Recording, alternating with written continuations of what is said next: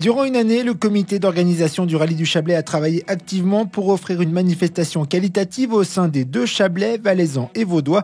Et cette 21e édition n'a pas manqué de nouveautés. On en parle avec le vice-président Manu Gué. Pour cette édition, on est revenu sur deux nouvelles spéciales.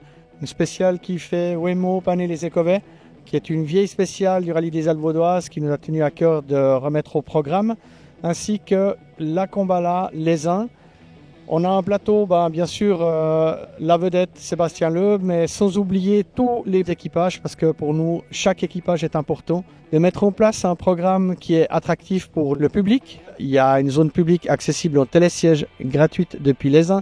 La zone publique de Champéry avec un petit gymkhana pour les équipages.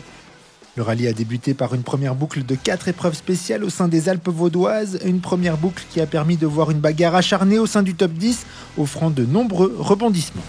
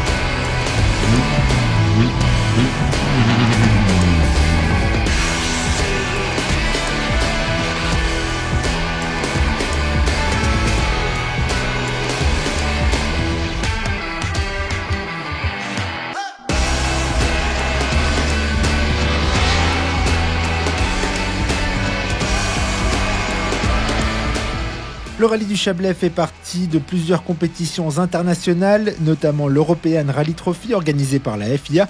Ce championnat est l'antichambre du championnat d'Europe qui aurait toute sa place dans le Chablais selon nos interlocuteurs. Le Rallye du Chablais est un rallye très intéressant, le parcours est extraordinaire, il est facile parfois, il est difficile. C'est bien organisé, c'est chouette, il y a beaucoup de spectateurs, la sécurité est au maximum, elle est impeccable. Donc c'est vraiment un rallye bien réussi. Le rallye du Chablais, c'est un rallye que j'aime bien parce qu'on est super bien accueillis. Les gens sont hyper sympas, l'organisateur, tout ça. On était déjà venus l'année passée et cette année, on est de nouveau là. Avec Daniel Gay, qui est un concessionnaire Hyundai, et puis avec Charles, mon fils, qui a participé l'année passée aussi. Au niveau organisation, je crois qu'ils n'ont rien à envier à les grosses organisations, même du championnat d'Europe et tout ça, parce que c'est vraiment très bien, il n'y a pas de remarques vraiment à faire. Les spéciales sont aussi très belles. C'est très atypique parce qu'il y a des spéciales qui sont hyper étroites et très techniques. Et puis il y en a d'autres qui sont plus larges et beaucoup plus rapides. Il faut avoir l'habitude, il faut un petit peu connaître. Donc c'est un gros challenge. Mais voilà, je crois qu'ils ont leur place dans un championnat, même un championnat d'Europe. Ils pourraient très bien convenir parce que ce qu'ils font, c'est très bien. Ici, tu vois bien que les gens ils ont l'habitude d'organiser, c'est bien médiatisé. Le rallye, il est vraiment populaire avec tout le monde. Et tu vois ça, le parc d'assistance, il y a un monde fou. C'est un plus pour l'organisation, c'est un plus pour le rallye et pour le sport en Suisse. Jonathan Hirschi et Sébastien Loeb se sont battus, se surpassant de part et d'autre pour offrir une bagarre intense. Les deux ténors n'ont pas été les seuls à le faire, tout le monde a offert le meilleur de soi, la preuve en images.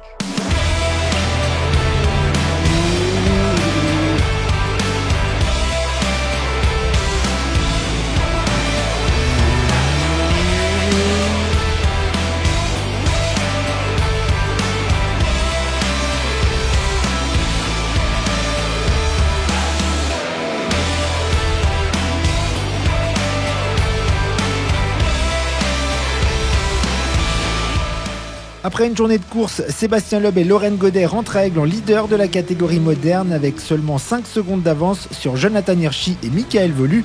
En VHC, Jean-Marc Bussolini domine les débats face à un Clovis Brosi en grande forme. Le rallye du Chablais a obtenu une étoile au programme de développement durable de la FIA, une reconnaissance du travail conséquent déjà accompli par l'organisation. Pour le développement durable, l'organisation du rallye du Chablais met en place depuis déjà plusieurs années énormément de mesures. Par là, on entend des mesures telles que le toit couvert de panneaux solaires du local qui nous permet de distribuer gratuitement de l'électricité sur les parcs d'assistance pour pouvoir limiter l'utilisation des génératrices thermiques. Et puis, on met en place le tri des déchets, de donner justement aux spectateurs la possibilité de déposer leurs déchets dans des contenants adéquats qui pourront être triés le mieux possible. On peut aussi lister dans les mesures qu'on prend la collaboration avec Eco2Net, une entreprise de nettoyage qui passe avec les voitures balais pour ramasser les poubelles, que tout soit propre. Notre objectif est de pouvoir atteindre un bilan carbone le plus neutre possible, malgré le fait qu'on fasse du sport automobile. Je suis le directeur de la société HVO qui est basée en Suisse. On a développé une technologie qui traite les déchets plastiques non recyclables, PE, PP, PS, et les transforme en carburant. Une indication, c'est-à-dire qu'un kilo de ces plastiques, de déchets plastiques mélangés produit 1 litre de carburant. Et dans ce carburant, on a à peu près 25%, c'est de l'essence pure. D'où l'intérêt qu'il y a eu par Éric Jourdan et le rallye du Chablais pour faire les premiers tests sur les voitures ouvreuses avec ce carburant qui a une empreinte carbone de 47 grammes, ce qui correspond par rapport à son cousin fossile, une réduction de 94%. La problématique des déchets plastiques, elle est mondiale. La matière première pour fabriquer ce carburant, il est infini et le potentiel est énorme. Simplement en Suisse, il y a 790 000 tonnes de déchets plastiques par an. Donc en utilisant une partie de ça, on peut produire du carburant chez nous en Suisse. Samedi, changement de décor pour les équipages avec une forte pluie qui s'est invitée à la fête, rendant finalement le choix de pneumatiques beaucoup plus simple. Au programme de la deuxième journée, 3 épreuves spéciales dont 2 dans la vallée d'Illier qui ne sont pas des minces affaires. Le show promet d'être unique.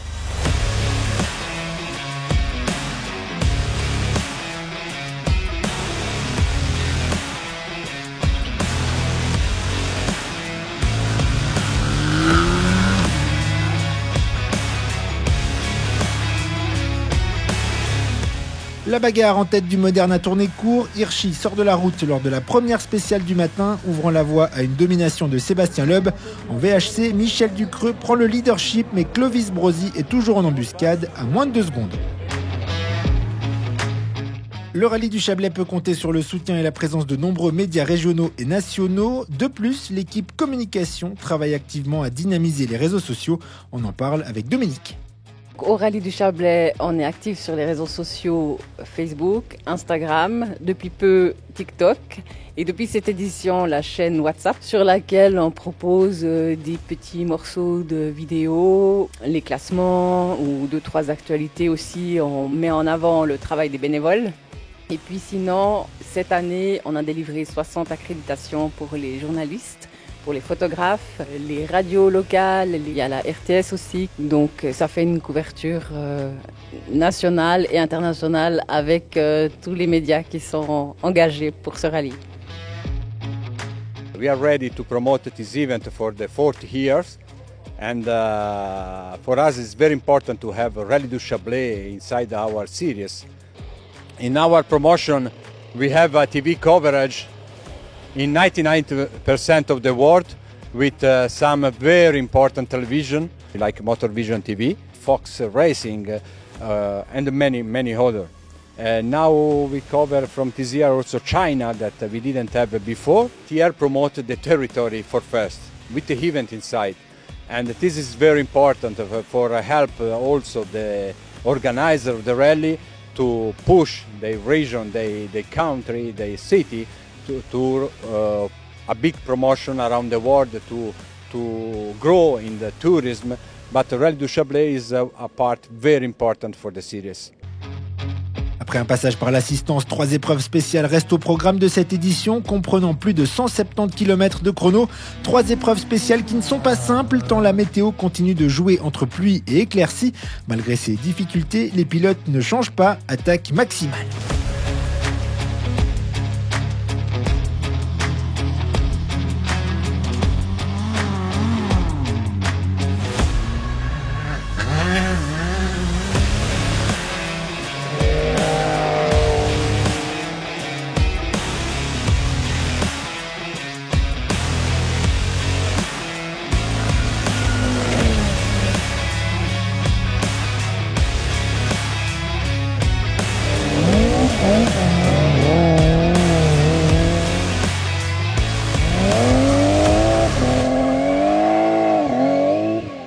Et à la fin, c'est Sébastien Loeb qui gagne. Le nonuple, le champion du monde, a fait valoir son palmarès pour s'imposer avec sa compagne Lorraine Godet à ses côtés. Ça n'a pas été facile. Déjà, le rallye en soi, c'est un rallye compliqué. Et puis, avec les conditions qu'on a eues, c'était vraiment pas évident. Il fallait être bien concentré, pas faire d'erreurs, pas se faire piéger. Mais bon, je pense qu'on fait un beau rallye. C'était une belle bagarre. Et donc, content d'être à la fin et encore plus d'avoir gagné. Derrière eux, Mike Coppens et Christophe Roux remportent le classement suisse. Quand tu roules dans le même rallye club, tu te dis que c'est magique de finir avec juste derrière lui et de te retrouver sur le podium avec lui, c'est un truc que j'aurais jamais envisagé.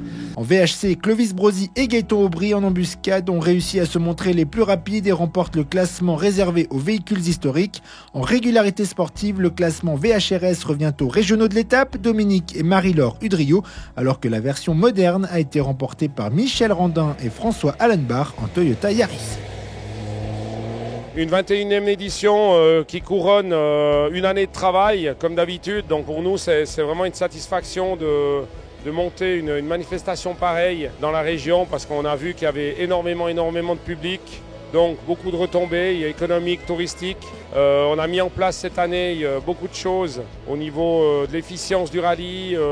Également, toutes les catégories où il y avait plus de voitures, où il y avait beaucoup d'équipages étrangers, ça c'est aussi très important pour nous. Je pense que c'était apprécié aussi des équipages d'avoir un renouveau dans le parcours. Et voilà, on a fait le maximum en tout cas. On essaye tout le temps de tirer vers le haut et c'est ça qui nous guide, je pense.